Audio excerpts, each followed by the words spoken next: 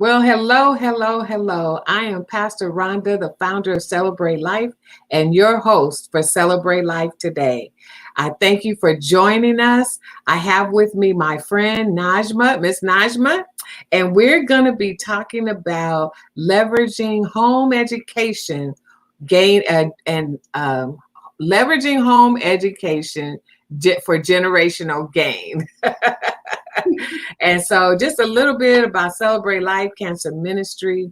We are an organization that provides support to individuals that have been touched by cancer and their families. And we provide the services that include outreach all the way through hospice support. We provide health, education, and that is why we are here today.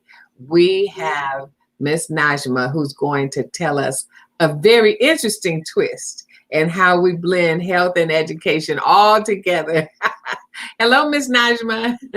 Hi, Miss Rhonda. How are you? Simply marvelous. It's good to have you here. It is good to be here. Thank you so much. So why don't you just go ahead and tell us about the things you have your hands in? Okay, so I am the CEO and founder of Whole Life Schooling. And what we do is we teach parents to leverage home education for generational gain. My background is in homeschooling. I've homeschooled 8 children over the course of 20 years. In addition to that, I've been in the healthcare profession for about the same amount of time, 20 years. I started off creating curriculum for families who had children with a medical condition or medical diagnosis, and then went on to start creating curriculum for children who had a mental diagnosis as well. And from there, we just kind of grew. And I was also a homeschooling parent at the time as well, and just began to see the need for a created curriculum rather than using a standard curriculum in the home setting. Wow. Okay. So you actually homeschool your own children? Yes, I've homeschooled all 8 of them. I've been homeschooling consistently for the past 20 years. I'm still homeschooling 6. So long journey. The youngest is 1.5 years, so we still got a long way to go. You know, a few people just lost their breath when you said 8 of them. And, you know, we actually have 3 of your children in the Los Angeles Urban League Biz Camp. That's correct. And I'm going to pop your collar for you. Those are some of the smartest young people I have seen in a long time. Thank you so much. Yes, indeed. So tell me about the school, the curriculum that you built. So right now, what we do is we host courses for parents primarily right now, and we help them to create a curriculum that's centered around their goals. So ultimately, one of the things that really does not work right now, and one of the biggest mistakes that parents make when they begin to homeschool, is that they structure their school after the public education system. And with that, they use the public education system's curriculum as well, which doesn't allow us to leverage homeschooling for the many opportunities that are out there. It also doesn't allow us to teach what the schools are not teaching, right? And some of those things being medicine, law, finances, and just some of those core things that as a people and as an individual, we really need to know in order to be successful in life. And so that is why I help parents to create the curriculum around their goals and to even just develop a purpose all their own of why they're educating their children in the first place. Most people don't stop to think about, like, why am I educating in the first place, right? We just know they turn 5 and they're supposed to go to school. And so we end up educating by default and using the goal that's already there because we're educating by default. And that goal is simply get a high school diploma or go into a college or, any number of things that don't necessarily set our children up to be successful with their own life, and certainly don't set our families up for generational gain. Wow. So you actually are the trainer right now. Absolutely. So say Say I have a child and I just need to homeschool. I'm frustrated, or my job is not allowing me the hours that I need to be able to get the child back and forth to school. So I just Yeah. say, oh, forget it. Let me just try to do this at home by myself. So you say I haven't thought about it. I haven't even thought about doing this, let alone have a plan for it. Right, right. So where would one begin? So we begin with coming up with a goal, right? We begin with like just thinking about education as it is. Why do you want to educate your child when you are not here? Right? When you are no longer here, you are no longer able to provide guidance for your child. What is it that you will have wished you gave your child, because now you know that they can be successful with their life in their hands, right? So we start right there, and we slow the process down too, right? Public Mm. school will have you to think that it's a right now thing, right? You got to be to school on time. You got to go to the next class on time. You got to enroll by a certain time. School doesn't get out to a certain time. So I slow the process down for people, and I say, wait a minute, before we even get started, we have time to think about this. Why do you want to educate your child? What is it that you really want to give them? And then we began to look at subjects and bring in courses and begin to create that curriculum around that. Additionally, I look at the family dynamics, right? So if mom works or dad works, or it's a single parent household, whatever the case may be, we look at that schedule and we begin to structure the schooling hours around that schedule as well. So again, just really getting the person out of the thinking that they have to set up like the public school system, because they absolutely do not. And that's where a lot of the self-talk as parents get to us, because we're like, oh, my child's not in school, from 8 to 2 at home, or they're not sitting down in a chair like they do at school, or all of these many different things. And we as parents begin to say, I'm failing, I'm not doing a good job, Mm. I'm not a good teacher, I won't be a good teacher for my child. The reality is we are the first teacher. Okay, we are the first ones. We teach the baby how to take a bath. We teach them how to eat, when to sleep. We're already teaching them. So who better to lead their education than us? And sometimes that doesn't mean that we are doing the teaching ourselves. It might be a grandparent, it might be an aunt, it might be a friend, but we are leading that education. Right, right. So, are there times where there might be a collaborative effort in the education, the actual training of the students?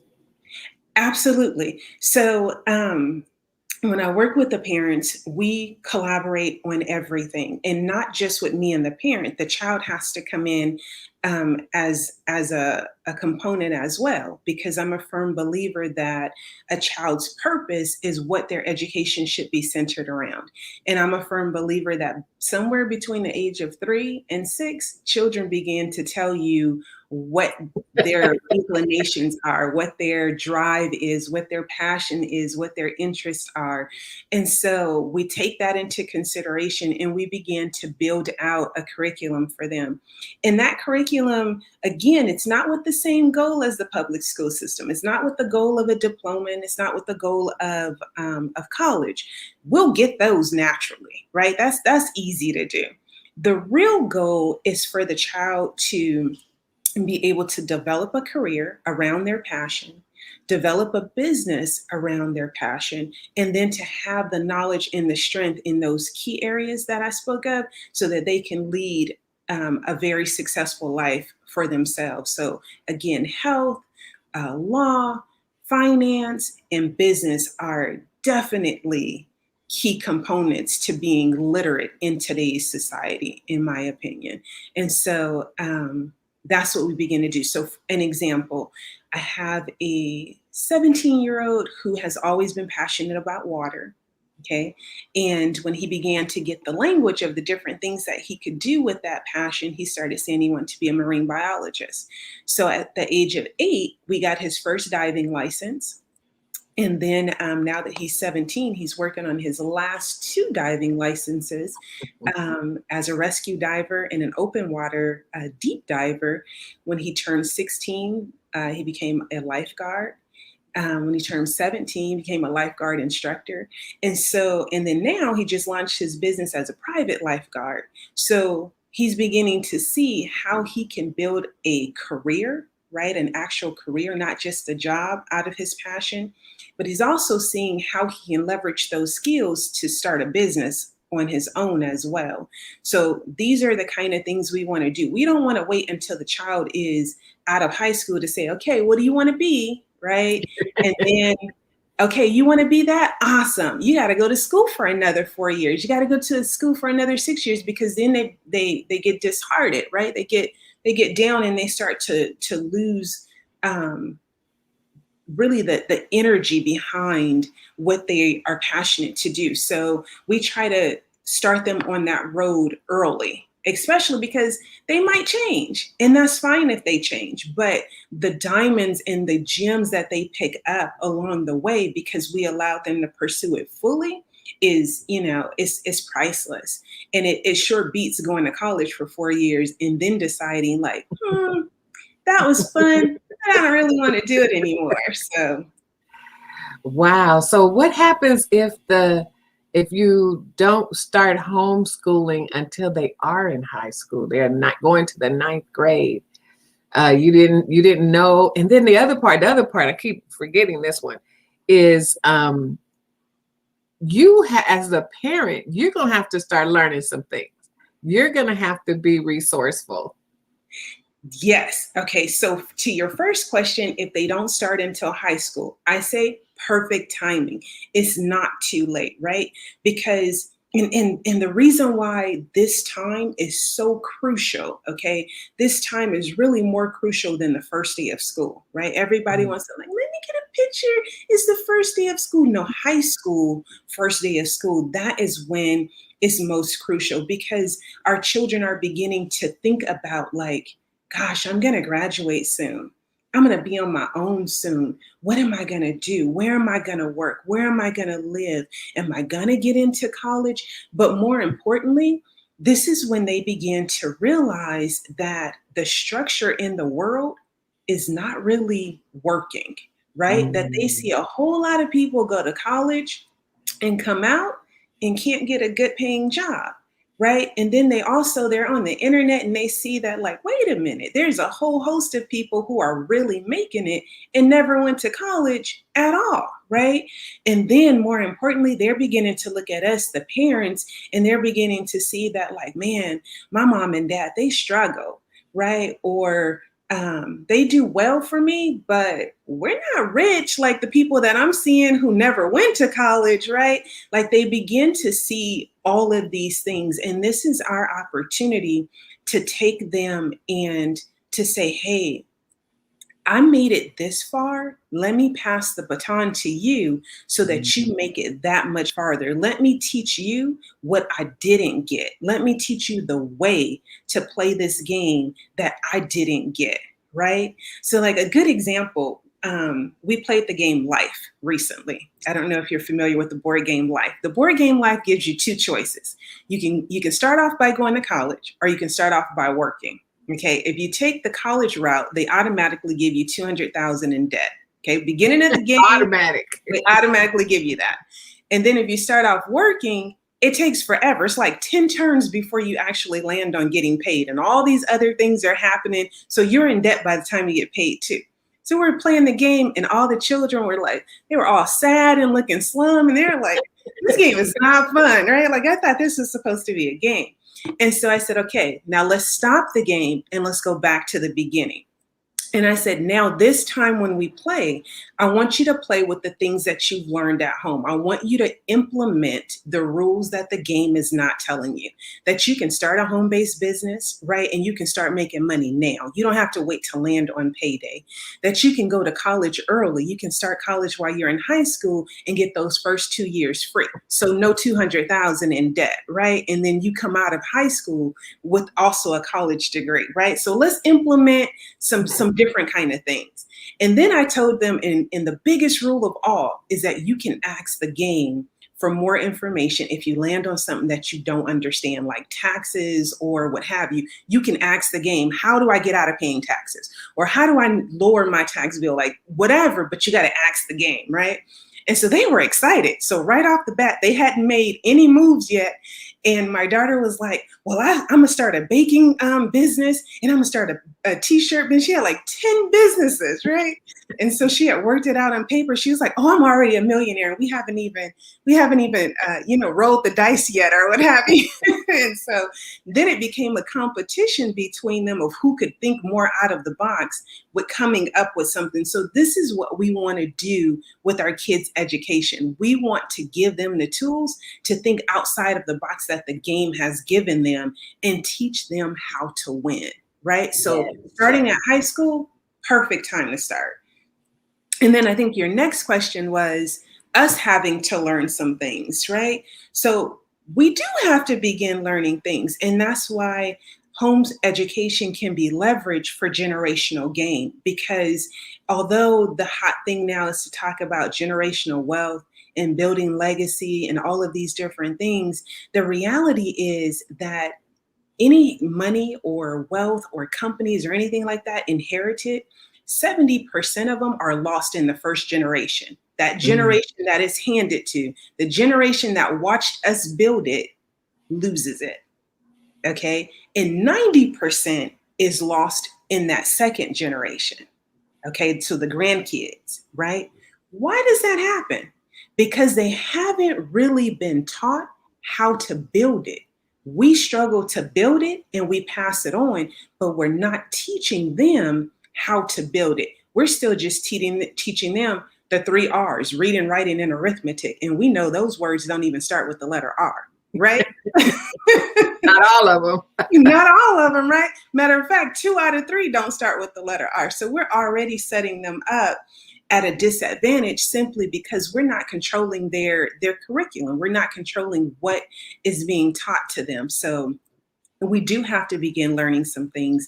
Our company is moving towards the structure of being able to have these courses for both parents and children alike, because the other thing is that we don't want to give these things to the child and the child is able to build all of these things, but then we leave the parents behind. We leave that generation behind. So we want to use education even to close the generational gap, right? So that we're building on both ends, we're teaching and learning on both ends, and the family structure as a whole is coming up, and so is our community. Wow. And that just really goes back to something you said in the beginning of we have the tools that we need. We've been teaching them all along. Yes. But it also it's going to hold the parents accountable for continuing to apply those things that we're teaching them. You know, you can't talk about financial wealth or debt or banking if your account keeps being overdrawn, you know. And not that the children need to know everything, but I think they need to know a little bit about, you know, the bills are coming in, they're being paid on time, you know, even if they're the ones, well, nobody writes checks anymore, but even if they're the ones who sit down to make the process work so that they're learning even that process. Because when I think about school, and I don't know, I mean, one, we're not writing checks anymore. So how much of banking are they actually learning other than, what did the little kids say? I know we're not broke because I still have my ATM card. Right. Right. So, you know, how do we, you know, get those, just a basic stuff into our education, into our children? Right. So it comes down to really making education make sense. Like it's got to be live, living education, right? It really is futile to teach children how to add and subtract, but not teach them how to purchase and count their money, right? And make sure that they got the right amount back. So what we have in the public education system is we have a lot of skills being taught, but because they're not being applied, there's no applied learning. for some reason, children have a disconnect when it comes time to actually use the information, right? They stand there as though they've learned nothing at all, right? Right. So the public school system isn't really effective like we think it is. We think because we get a report card back and that report card has the letters that we want to see on it, that it was effective. But effectiveness is whether or not our child can go out into the world and can be successful with their life, right? And there's so many stories of people who are like, I graduated from college and then I didn't even know what a credit score was, right? And it's like, how in the world did you graduate from college? And then some of them graduated from college with a business degree, and then are admit, I had no clue what my credit score was. I had no clue about the loans I took out for college. I had no clue about this and no clue about that. So again, in order for us to really be effective, in order for us to really build that generational wealth, that generational legacy, we have to we got to be deliberate about what we are offering to our children in terms of education, and again, that education doesn't have to come from us alone. The LA Urban League, is is upholding a mighty chunk of it to help out. So, but that's part of what we teach too, looking for those different programs and different opportunities that can, give our children what they really need in order to have that education. So just disrupting the public education dynamic altogether on all fronts is what we want to do. Because, to the defense of the public school system, just the fact that they in order to be able to get a high school diploma, they want to be able to say that everybody went through a certain curriculum. Everybody was shared the same information. So therefore, when you see a 4.0, you can make an assumption that this is the core group of courses that they've had to make that happen. Yes. But I know going back to when I was younger, which was a long time ago, but we had sewing in class, we had wood shop, we had home economics, we had all those different types of classes, which I don't hear children talking about that anymore, where you could, and I would think that if we're homeschooling, then we can actually sit in the backyard, have lunch, and talk about the various types of plants around the yard, even if they're weeds. Yes. That's that particular sprout of grass does not belong there. So let's talk about what is that and why it doesn't belong, and to begin to even build, those pull out the skills of those young people who are interested in gardening and landscaping and all those different types of skill sets that are out there and available, which they never list as things that they want to do. Absolutely. And oftentimes it's because they've never really been introduced to it or given an opportunity to actually put their hands in dirt and plant a seed. And then once they do, they're like, whoa, this is pretty. I mean, most of us don't even know what a cabbage looks like when it's growing. Right. We see it in the grocery store, but most of us do not know what that looks like when it actually is still in the ground. Right. Or no, I don't. Exactly. Right. So it's the opportunity to give those extra skills that it might not be their passion in life, but they can still do something with it. Right. Or it's those survival skills that, if we go through something like a pandemic where people starting gardens in their backyard was on the rise during this pandemic, then there's those skills, or at least there's the memory that, hey, I remember when we planted something, like maybe I could do that, right? It's just that ability to even have the idea to think about it and not be stuck in the box of, oh my gosh, I can't go to the grocery store without a mask, or, whatever that case might be. So, yeah. Wow. So homeschooling children brings us to a point of, well, at least brings my mind to bunch of little kids probably sitting in front of a computer, and maybe mom is doing this or that, so, but how do they get to exercise? How do you incorporate health? How do you do it? You have 8 children that you have homeschooled. How do you do it? So the least amount of time sitting in front of a computer is spent. Okay, a lot of it again is applied information. So I might lecture on a certain subject, say math, or I might lecture on history or different things like that, and then we get up and we apply it to something. So a lot of it is crossing the subjects as well, right? So public school, or just, I don't even want to keep saying public schools, is not just public school, it's private school, it's just the general way of educating that we are familiar with in our modern time. It has all the subjects separated, which again doesn't make for very applied learning, right? Like they'll go to history class, and after leaving English class, and they'll be told that they have to write a paper in history, and they're like, I don't know how to write a paper. Right. You're like, didn't you just leave English class, right? But they're like, but that was English class, right? And so what we do is a lot of combining of subjects, and then it's applied learning. So recently the children learned about the Dust Bowl in Oklahoma and how the farming conditions there caused the influx of people to leave Oklahoma and to start heading west, right? So that was history. But then they had a project from that they had to put together and they had to present. And so they had to look at the housing market and the land market in today's time, and they had to come up with whether or not it would be financially feasible and a good investment to purchase there today. Okay, and whether or not that land could produce today. Okay, like what does the market look like today? That happened then, but what is the effect today, and how could you take advantage of the situation today? So again, that applied learning.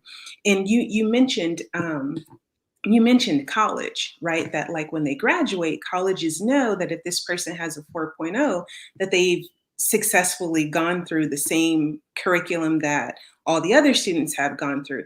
One of the problems that has arisen recently is that you have now a lot of students with 4.2s,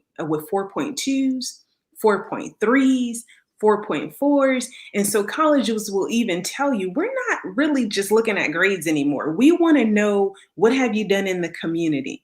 What have you done? Have you started any businesses? Have you started an organization? Are you on any organizations? Like there's all of these other things, other dynamics that they are looking at now.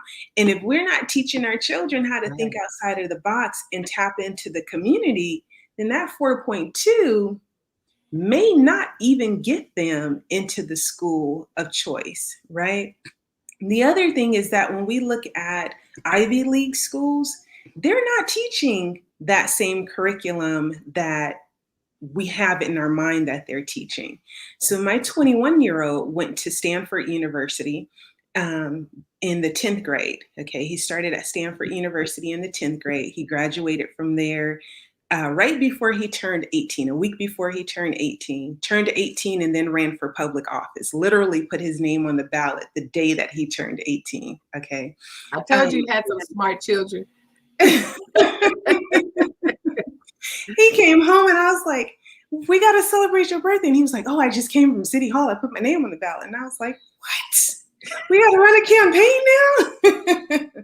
And so that was a huge learning curve. Talk about parents having to learn with their children. That was a huge learning curve.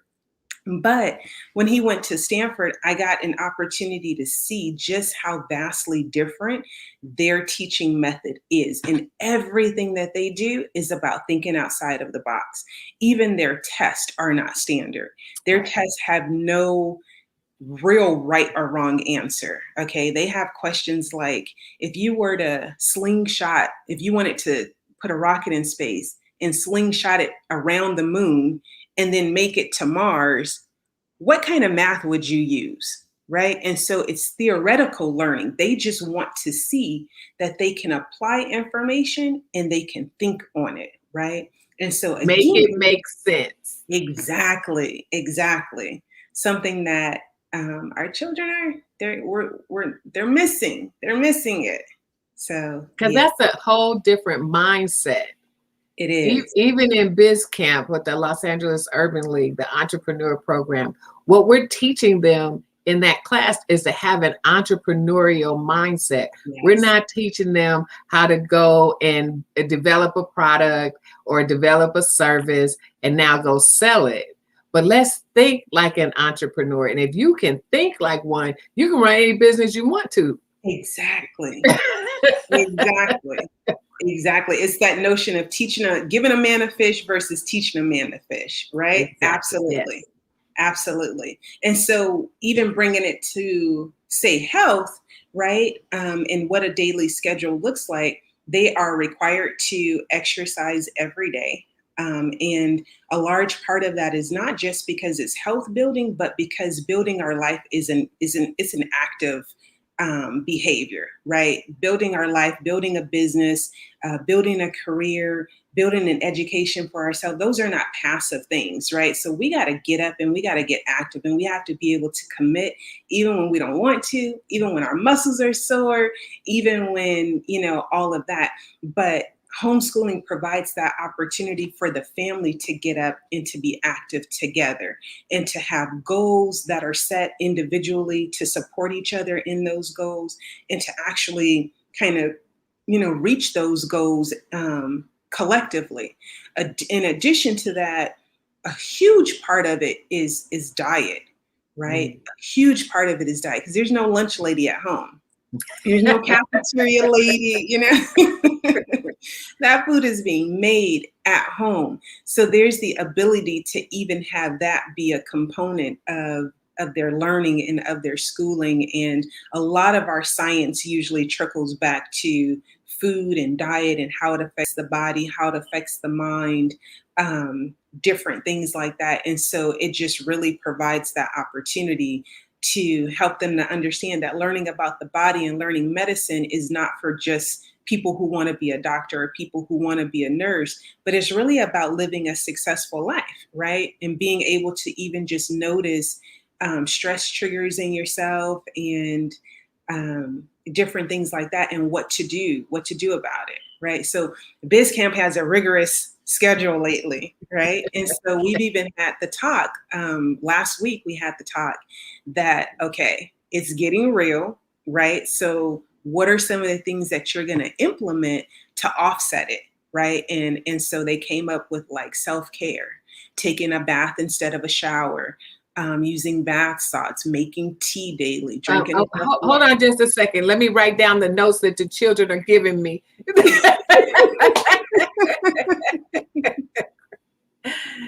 But that's so true. Adults don't even put together offsets, Yes. plans to be healthier, or what can I do? I can see the road ahead. It's getting ready to be really bumpy, overloaded. But we don't do that. We wait till we get there and it's like, oh, I need a glass of wine. Oh, I need to take a bath. I need to chill.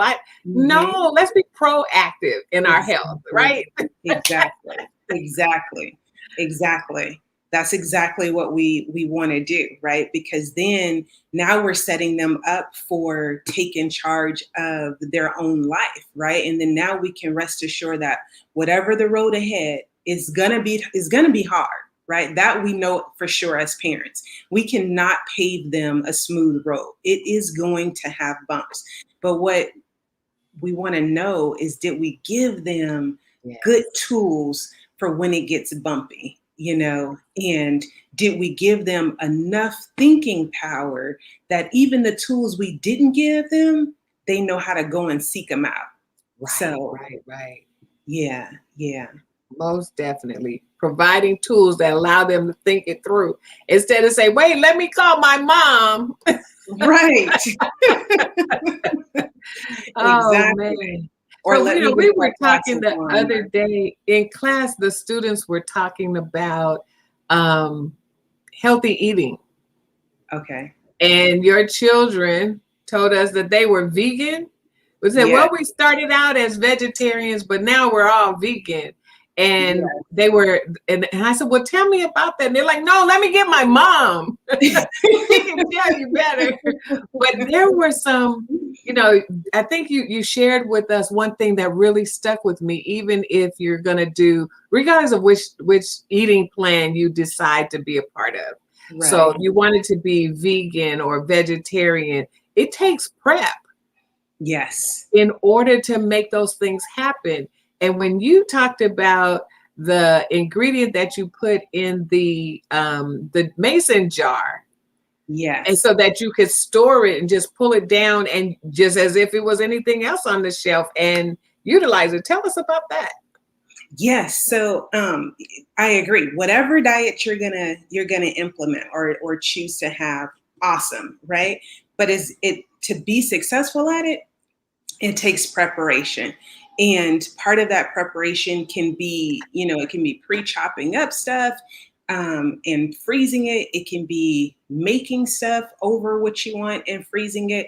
For me personally, I like the convenience of what everybody else likes, the grocery store, right? And the fact that you can get stuff pre-cut up, you can get stuff packaged, you can get stuff already cooked and made. But the reality is that those don't typically end up being the healthier choices. So we try to come up with like, okay, if that's what is quick, easy, and efficient, how do I do that same thing at home? So even when it comes to like pastries and stuff like that, we make the dry mixes up at home and then we put them in mason jars so that when we want to make a chocolate cake or something like that, it's as easy as, if it was a store-bought box, we just grab that glass and add our wet mixes and voila, we have a chocolate cake. But it's a homemade chocolate cake and it's vegan and it's easy. That's what I like, right? I like that it's easy. So we definitely do that. I definitely make things like more. If I'm cooking, then I'll cook two. I'll put one in the deep freezer so that can just be pulled out. Because I have a heavy schedule myself. I have a very heavy schedule. Each of the children have very heavy schedules. Each of them maintain at least 2, 3 different things that they are juggling at any given moment. And so it makes it really easy for us to just say, okay, what do we want to eat tonight? Okay, we want that. We'll take it out of the deep freezer, unthaw it, maybe add some rice or something to it. And, we got a home cooked meal that's healthy. It's prepped and most of all, it was easy. It was easy. So we're able to take that extra time and take a bath or take that extra time and talk to each other while we eat or what have you, because nobody's stressed out worrying about food or, those different types of things. So definitely makes it a lot easier. What made us go vegan actually was the children. It wasn't me. We Oh, were vegetarian, and I have 2 children who are chronic asthmatics.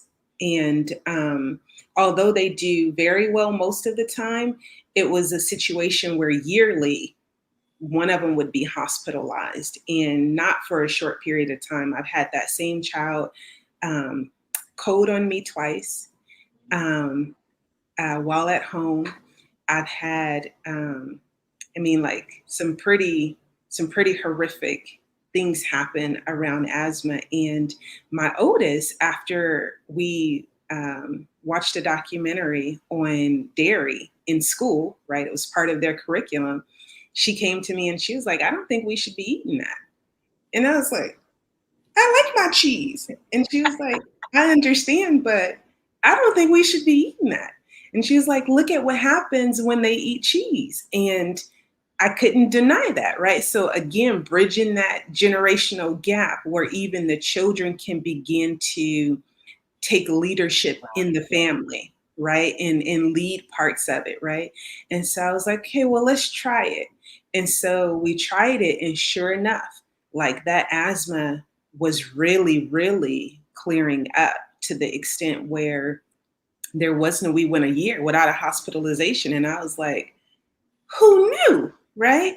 And since then we've been at least 5 years no hospitalizations, ever since, and maybe a year after going vegan. And so Yeah.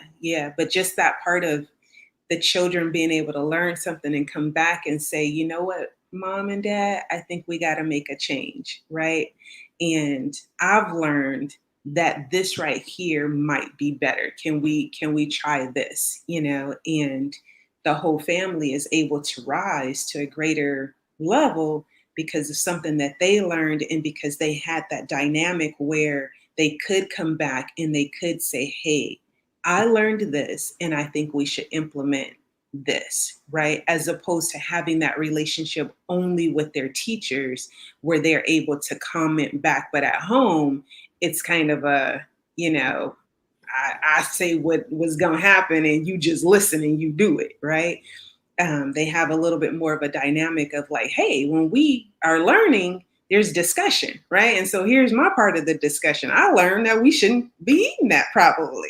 And so yeah. Again, home education can be used to leverage even health, right? Because generational wealth is not just money. We have all the money in the world, and if we don't have our health, we really have absolutely nothing.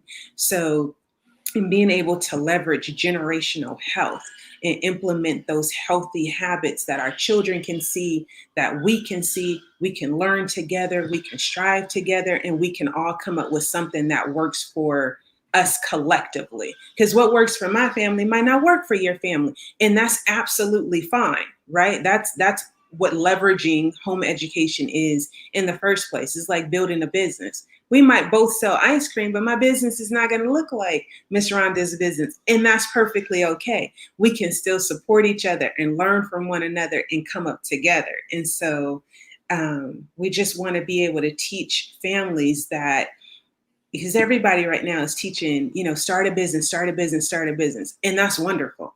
I'm all about that. But the other part of that is the educational component has to match the new direction that we're going in, which is entrepreneurship, legacy building, generational building, right? Education has to match that. Otherwise, like we already discussed, it's lost in the next generation down. Yeah. And how wonderful for a child to be in a family that they can put their idea on the table and everybody listens. Yeah. Mom and dad listen. I don't have to have a favorite brother or a favorite sister. We have our own little conversation and wish we could, but to Right. have to be able to bring my idea, put it on the table, have a discussion about it, weigh the pros and the cons, and then say, at least let us try. Yeah. Because we might try and find out, oh, we don't like this, It was right? hard. It was so hard. I remember looking at my daughter and saying, okay, so then what's for dinner? Like, I don't know Right. what we're making for dinner. And so it challenged her to go and come up with recipes. And then she would bring them back and she would say, we could do this. And I'd be like, okay, let's try it. And, slowly with everybody pitching in, we got there. And then, at the time I had a son who thought he wanted to be a chef. Raheem thought he wanted to be a chef. He was 8 years old. He was doing competitions. He was winning competitions. He was judging competitions. He had made it to a kids baking championship, wanted him to come on their show. Like, that's what he thought he wanted to do. And then all of a sudden he dropped it. But because he was in that, he started saying, well, like, okay, well, what about snacks? What about like cupcakes and muffins and this and that? And I was like, that's true. What about that?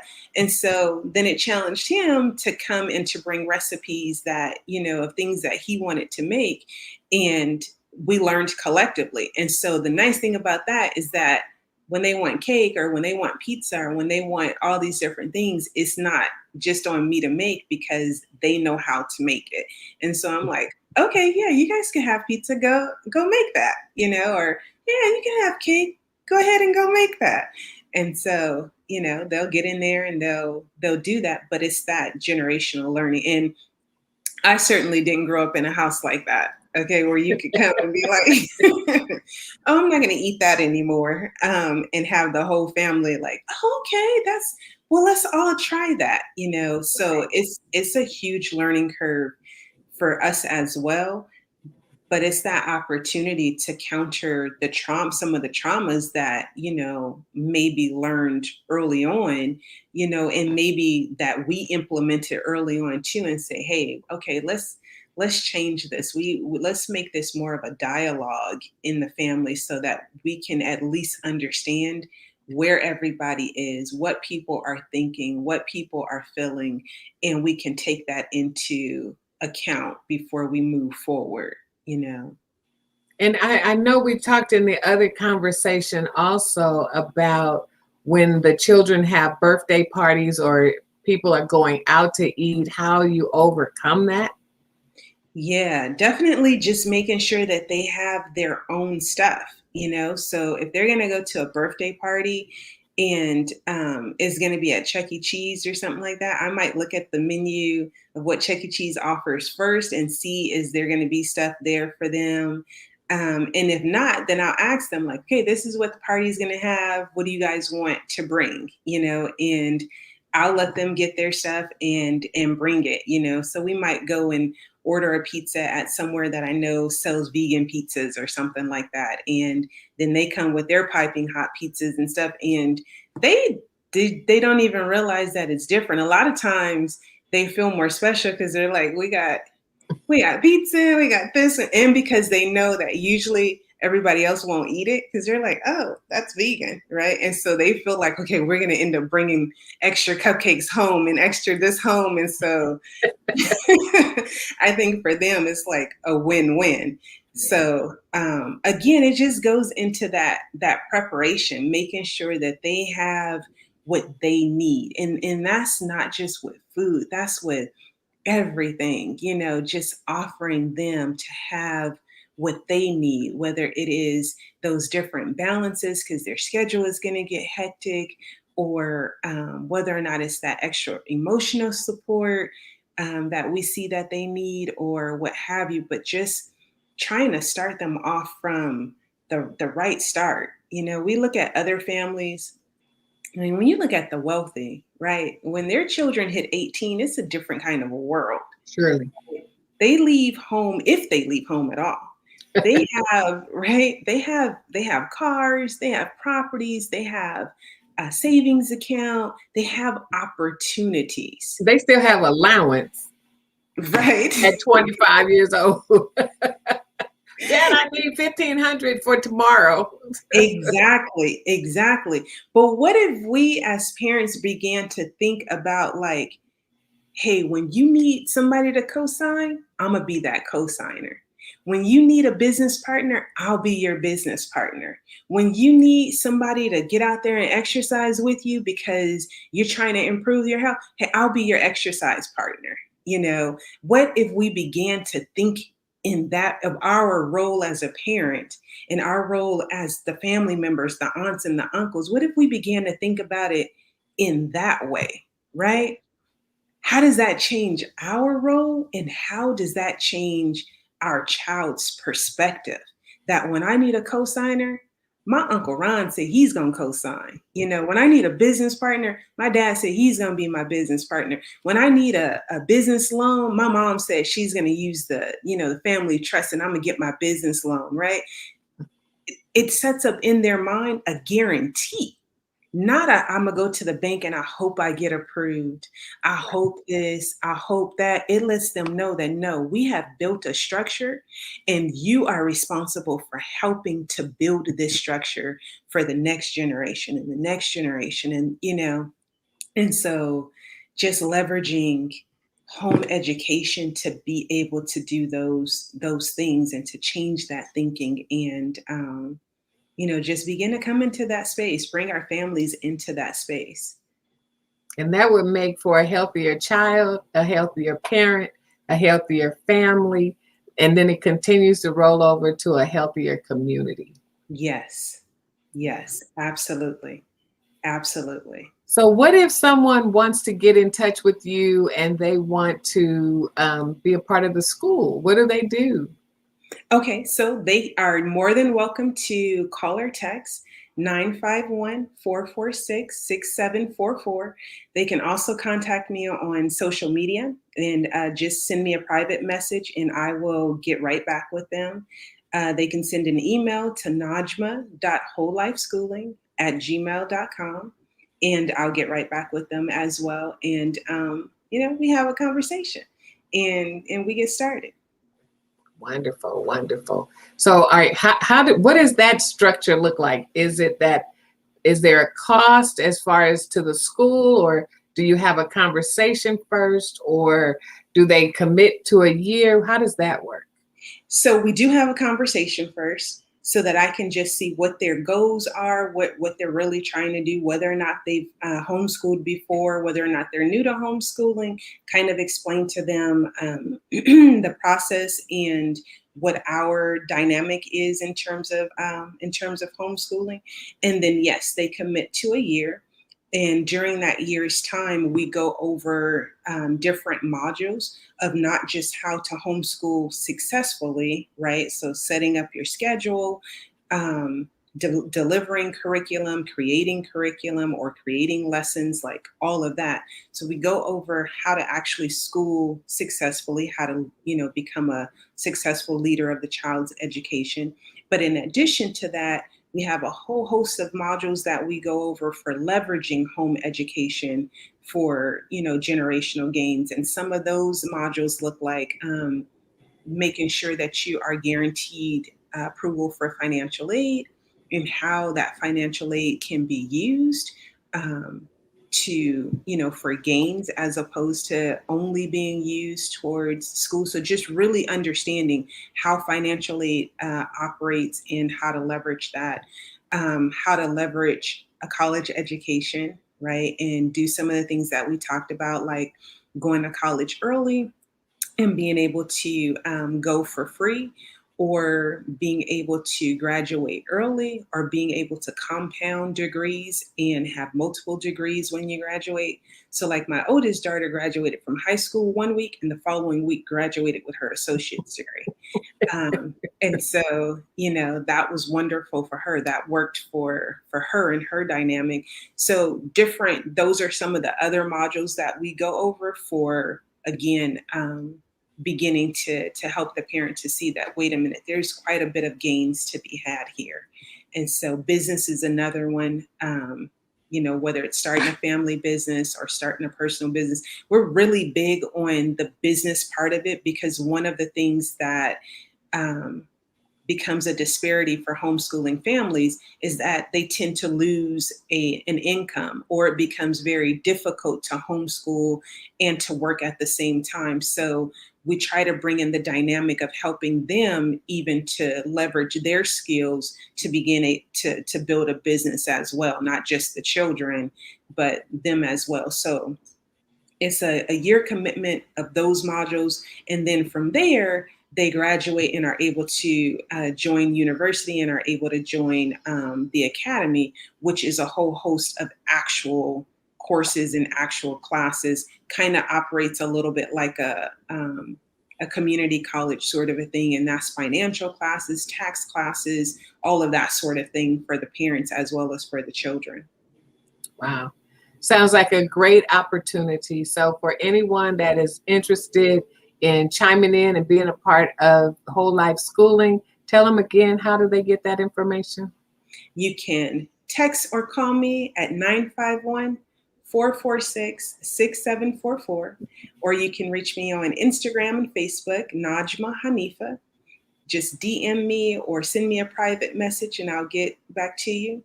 You can also send me an email at najma.wholelifeschooling@gmail.com. All right. Well, this has been a great conversation of bringing education and health together and just blending it all in so that we can have healthier children, healthier families, and healthier communities. Ms. Najma, it has been a pleasure speaking with you today. I thank you so, so very much for sharing. Thank you so very much, Ms. Rhonda. I appreciate it. And as we always say, we'll see you next time. And until then, choose life. Choose life.